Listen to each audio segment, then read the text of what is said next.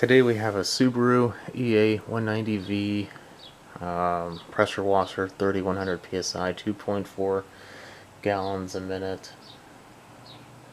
So, yeah, it's a pretty good one. Here's the weird thing. This is not mine. This one's mine, and it seems like almost everything on a Yamaha is the same as a Subaru. I mean, it could just be the fact that they're both power strokes, and I don't know. But either way, it's interesting. But going forward, the person that owns this said that they want to tune up. It should run. The only reason why he knows that it runs is because somehow it was dropped. Let's see if I can show you. No, it's the other side. It was dropped, and it's actually good it's on this side. But see that gaping hole right there? What is that? Is that the soap? I think it's for the soap. Not to double check, but blew out. So it's not good.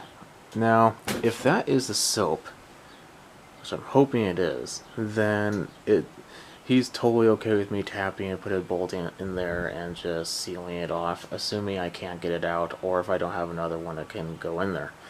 If I do, I'll replace it. The problem is all those threads are galled up, so even if there is another one, it's probably going to be too small because then we have to drill. Other problem is if it's a thermal valve, that's important. Like, you can't just get rid of that. So at that point it might be a whole new pump. But we're going to investigate that. I'm pretty sure it's a soap, but we're still going to look. In fact, let's just look now. Thermal. Okay. See that piece in the back? I believe that's a thermal. Okay. Basically what that valve does is I suppose when you're using it too, but primarily when you're not using this and the water's just going back and forth, it will get hot, and over time it can cause damage. If you don't know this already, when you run a pressure washer, it's meant to be running. It's not meant to be just sitting there doing nothing. So if you think you're going to be doing nothing for, I personally don't like to go above like 15-20 seconds, but probably like 30 seconds, minute, just turn it off. You'll prolong your pump life. So let's take a look. I think I might just tip it on its side, take the wheel off for our viewing benefit, and then we'll see what type of carnage we have. Yeah, so apparently the brass is still in there, so it's not the threads that are stripped out, it's the piece is just broken. So I took a tap that should be pretty close to the threads in there. Let's try those.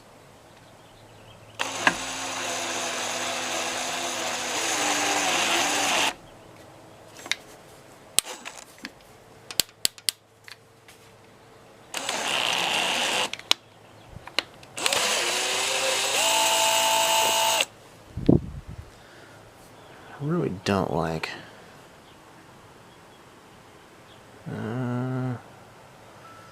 Let's try this again.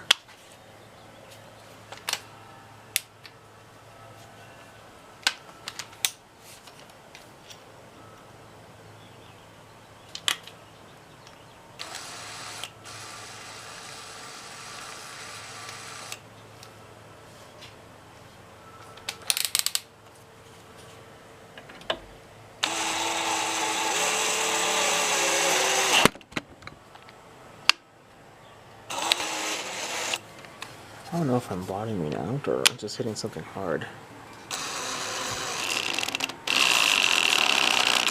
I'm thinking I'm bottoming out.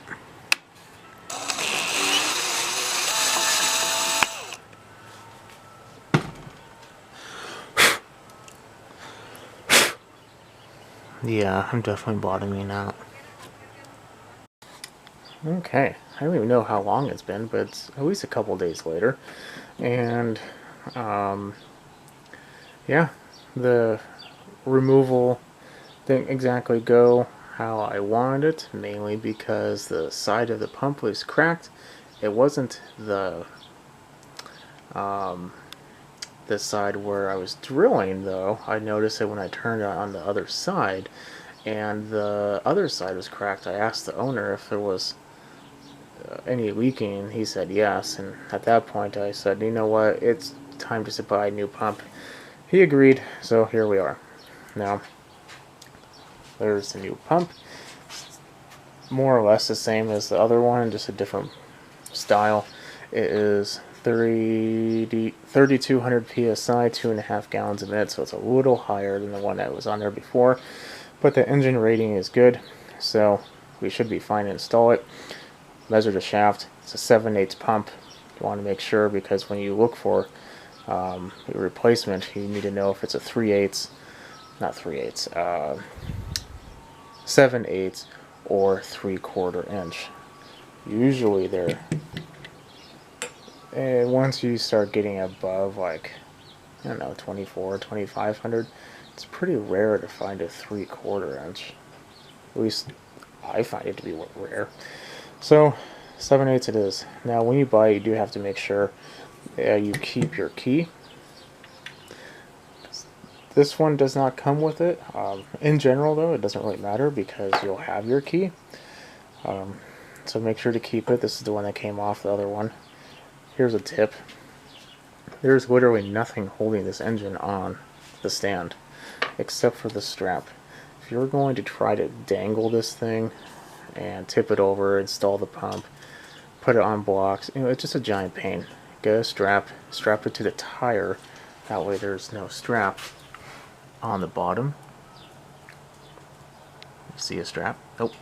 Because you don't want to install a pump and then have to worry about wrapping around anything. I mean, it does have clearance, don't get me wrong, but it's just easier just to tie it to the wheels.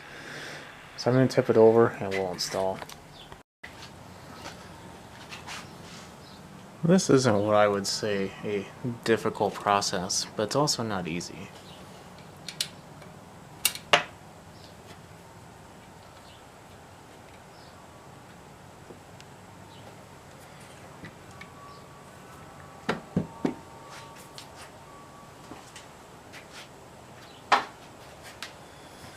This is anti-seize. I want to put it on there because, well, it stops it from seizing. I'd hope that'd be self-explanatory.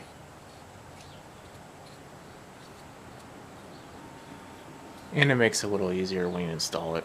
You don't need a lot, but you do need enough to know it's there. Now, this can be annoying. This is not how you're going to want to put it on. I'm just going to line it up first. There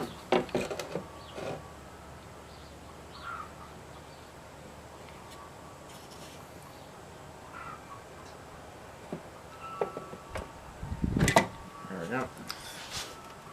Now, we twist it for the right way. The bolts are not lined up. I need to, line up the engine. So I'm just going to do that, put the bolts on, and we should be pretty much ready to go. I just realized I have no idea if this actually runs. He told me it ran because it was broken and it was leaking not that long before he brought it to me. That's why he was looking for a new one. But I've never actually seen it run. So let's see it run.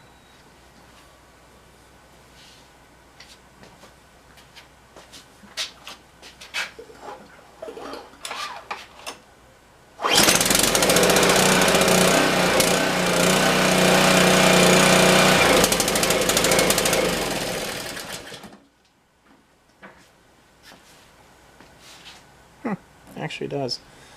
So I think that's really about it. Don't really have a lot more to do here besides I do need to let it run for a little bit and test out the pump. It should be okay. It's brand new. It came out of the box like 20 minutes ago, so I can't imagine it's bad, but you know, maybe it was made on a Friday. Other than that, when letting it run, it will also let me kind of gather if, well, not gather, but warm up the oil so I can then change it. He wants to put a new plug in there, so I'll put a new plug, and just like a general tune-up. So, I think that's really about it.